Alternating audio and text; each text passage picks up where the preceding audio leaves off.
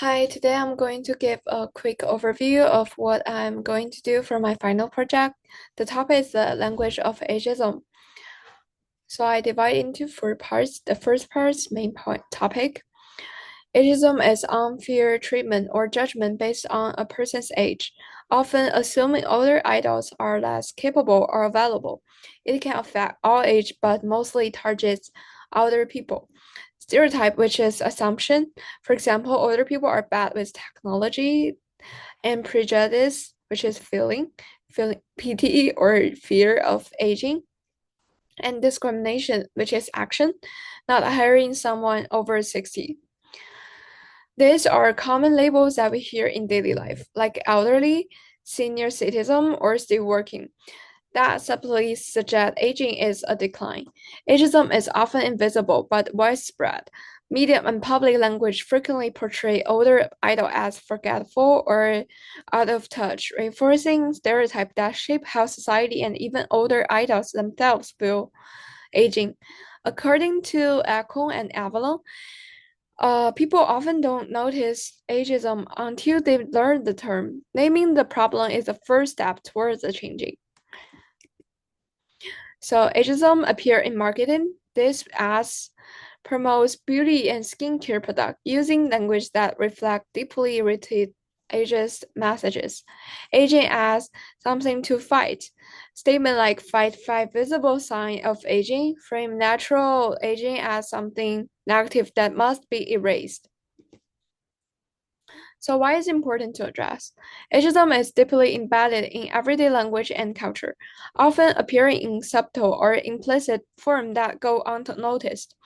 This stereotype and bias can lead to serious consequences for older adults, including poorer health outcome, reduced self-esteem, social exclusion, and even lower life expectancy.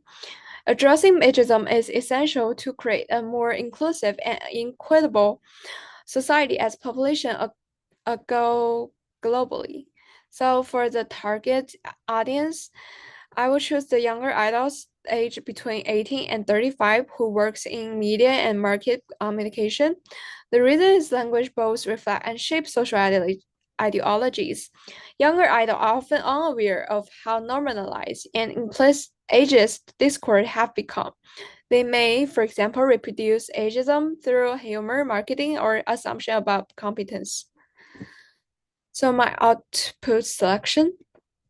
My output will be a public facing short video which about ages, language, and everyday life. The video will begin by showing common words or phrases we often hear, such as still working, presented within realistic sentences. After showing the words, there will be the question, does this sound ageist to you? This will invite the audience to reflect on the language they hear or use daily. Next, the video will reveal which sentence carry ageist assumption and which are more neutral or respectful. I will then introduce alternative word choices that avoid reinforcing negative stereotypes and promote a more inclusive attitude toward aging. I choose the video format because it's creative, accessible, and effective for engaging younger audience, especially on platforms like Instagram, TikTok, or YouTube. Short videos are a powerful way to share information quickly while keeping the content visual and emotional engaging. So the effectiveness maybe got the goal is to help people to see and hear ageism in everyday language and give them practical alternative. By naming the issue and showing a better way to speak, we can help reduce discrimination and stereotypes. People may not be aware that they are used biased language and ageism frequently goes unnoticed. Raising awareness without coming across as judgmental is the most difficult task. I will concentrate on being visual and relevant to address this. So the takeaway I got from class first is linguistic discrimination is real and often visible. This course helped me recognize how ageism, sexism, and racism can be all expressed through language. Discrimination doesn't always come from intent, it always comes from what's seen as normal or polite. And the second one is the media shape our language attitude from Disney villains with foreign accent to dumb southerner tropes.